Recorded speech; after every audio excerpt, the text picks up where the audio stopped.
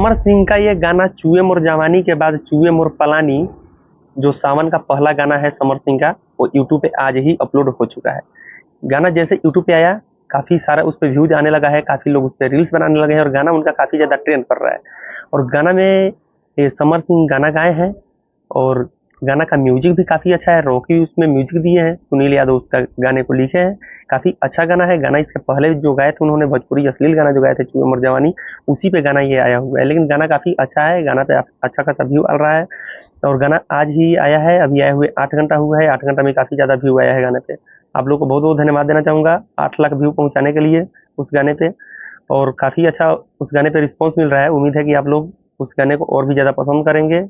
और सावन का ये पहला गाना है, 8 लाख व्यू प्लस कर रहा है 8 घंटे में।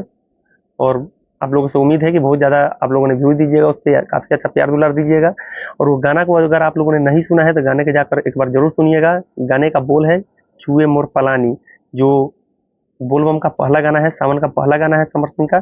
काफ़ी अच्छा उस पर रिस्पॉन्स मिल रहा है और गाने पे बहुत ही अच्छा व्यू मिला है। बहुत खुशी हो रहा है कि 8 घंटे आए हुए हुआ और 8 लाख प्लस व्यू उस गाने पे हो चुका है।